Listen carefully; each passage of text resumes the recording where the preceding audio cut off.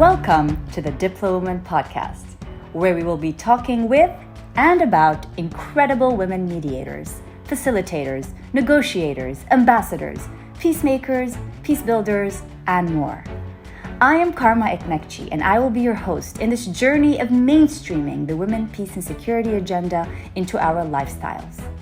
With a focus on the Arab region, the Diplowomen podcast comes to you in collaboration with the Fares Institute for Public Policy and International Affairs at the American University of Beirut, and is made possible by the generous support of UN Women. The Arabic subtitled video edition is available on the Diplowomen podcast YouTube channel.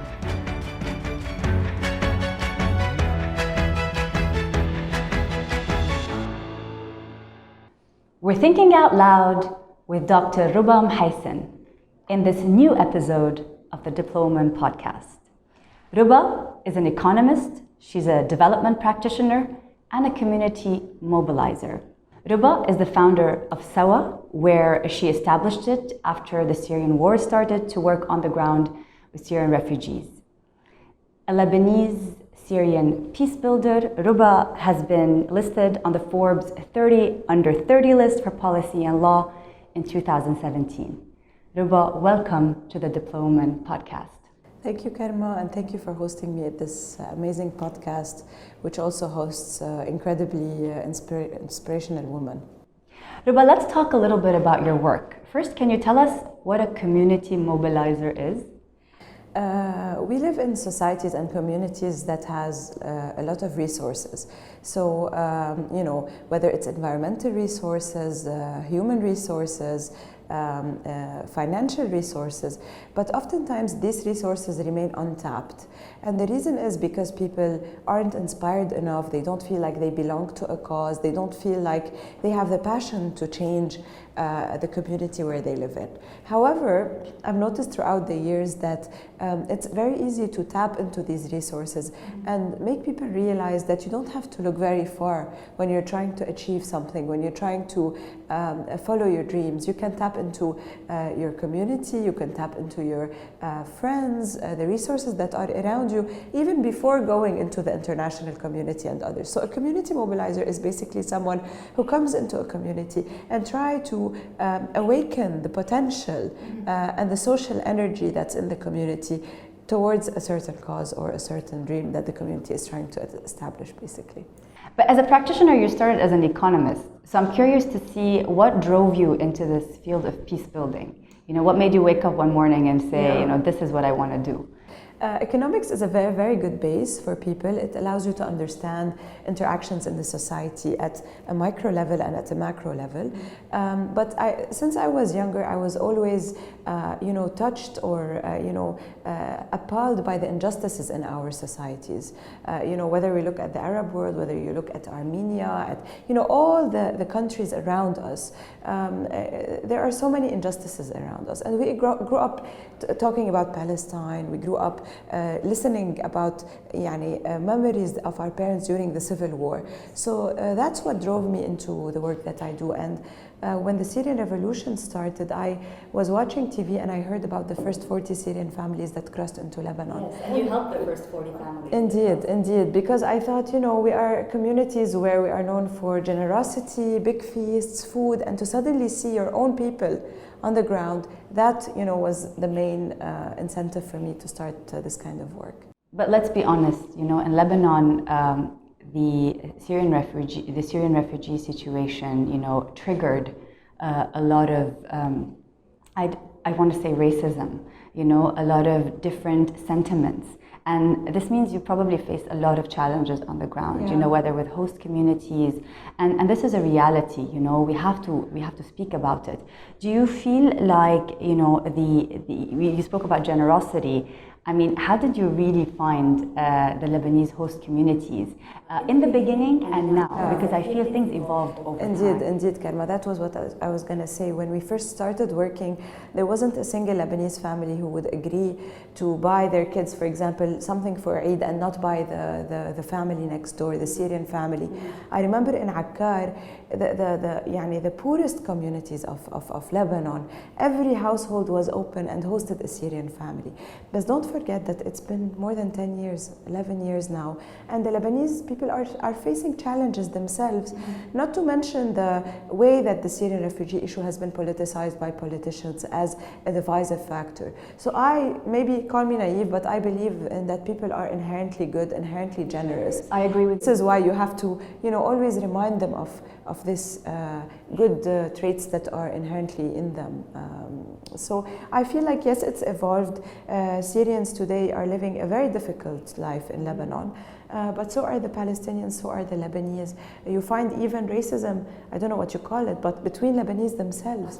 Yani we live in a very divided and sensitive, there are so many points of tension in our communities. So yes, I'm tiptoeing around all of these sensitivities to try to make out the best we can within the circumstances. And Sawa, tell me a little bit more about this. So when you started it, how many were you? How has it grown? Yeah. What are the main activities that this organization does? So we started as a group of friends. I was 22-year-old at the time. I'm not going to say how old, you can do the math. But we started as a small initiative just to distribute what was needed. But it grew eventually to become owned by the community. So it's an organization for the community, by the community. We only do the difficult work of the bureaucratic stuff, but it's mainly driven by the community in order for them to unleash their agency and ownership over their own lives.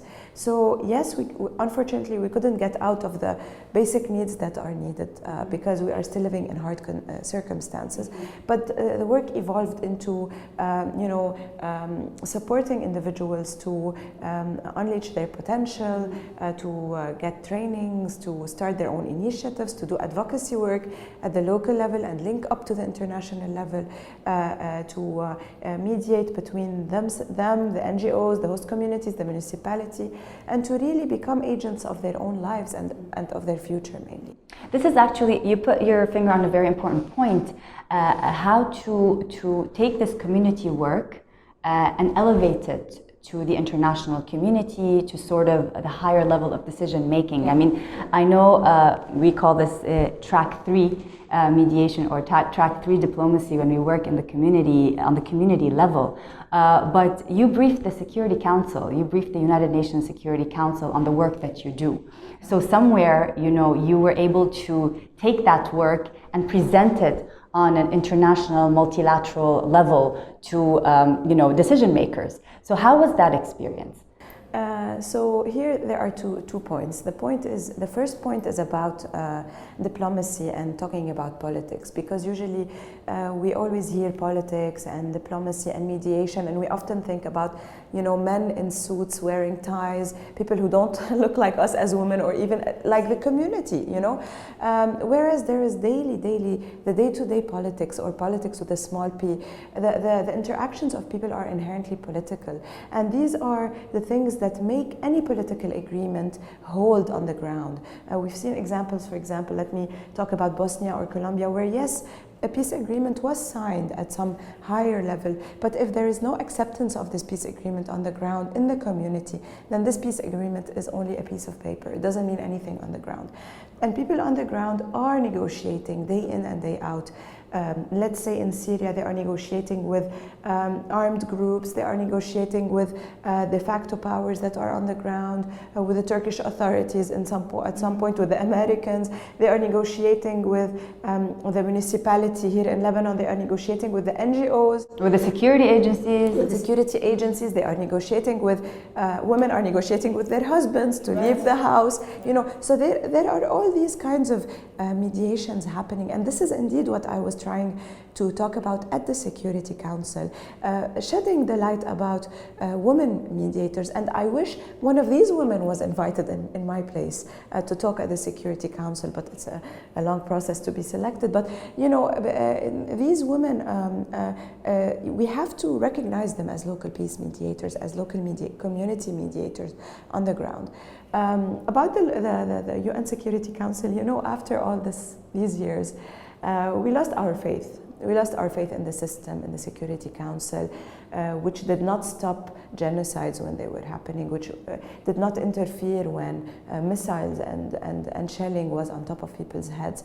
But I felt proud because it's about representation, not in the sense of I'm elected to represent my people at the Security Council, no, but there will be other women, other young ladies. You're paving the way. You're paving the way. Yes, they are looking and they are saying, okay, she's a woman, she's a mother, she's wearing hijab, she's Muslim, and still she made it. She didn't negotiate her identity, and she's there. So maybe I can be there too and do more than what she did. This is what it meant for me above anything else.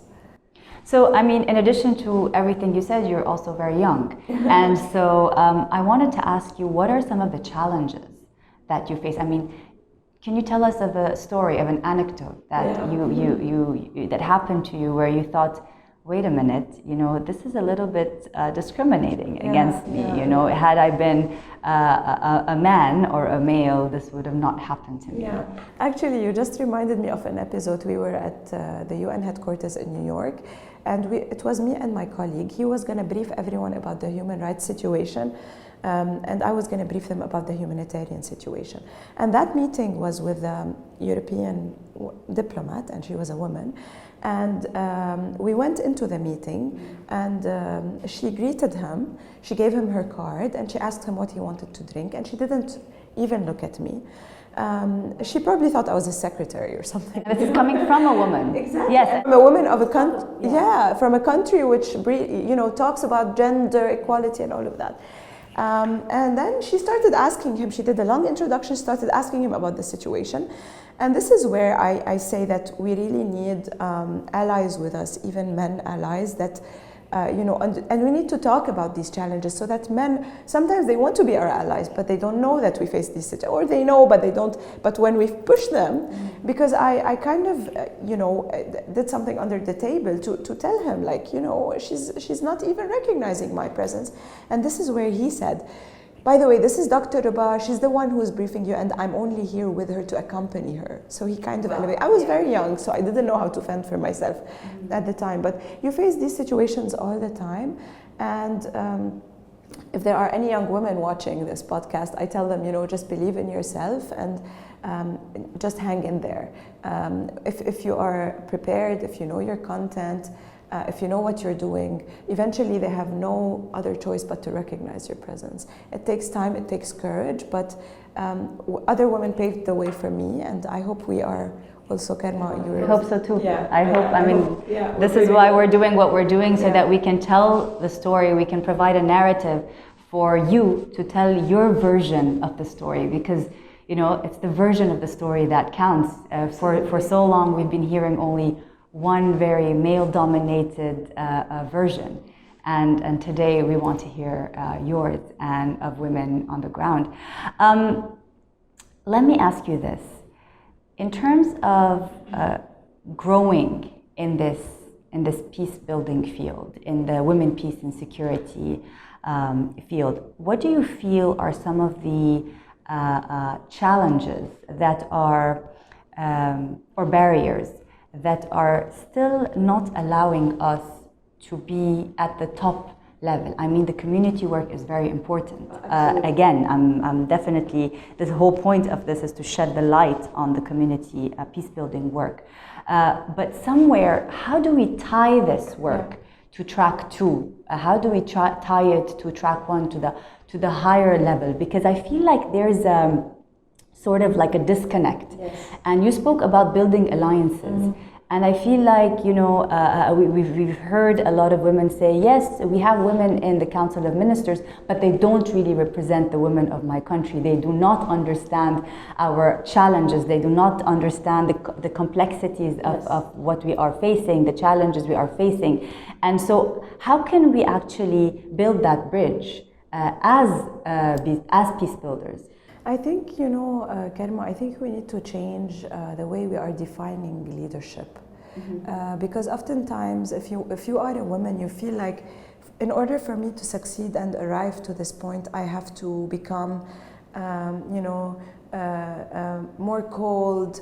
I have to become... Adopting masculine traits. Absolutely, and I have to become, I have to prove myself so much that I lose the humble aspect of my personality. I would lose the compassion aspect.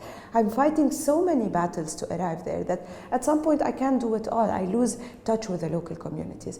And these kind of things where women connect to each other, talk to each other, rely on each other, because I may not want to be at the top level, but I have the resources to support women at the top level, to link up with women. Exactly.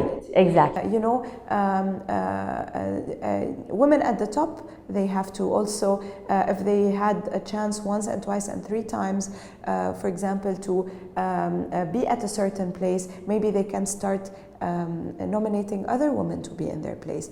Maybe we need to take a collective decision that any council of ministers, any meeting that's a high-level meeting, a political meeting, if there isn't a specific number of women, then we will not be there.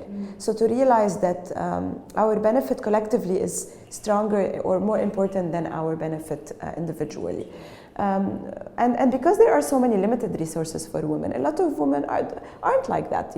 We always hear المرأة عدو المرأة, like women are the enemies of women, because we are set up against so much. We have to fight for our presence, for our seat at the table. We have to fight for other men to take us seriously. Probably in order for us to go to this meeting, we had to beg our husbands to stay with our kids because of segregation of labor within the household. So we have already so many things that we are fighting. So I think be more gentle towards one another and support one another in all of these aspects. Rouba, how do you see the future of Syria? How do you see the future of Syrian women? Yeah.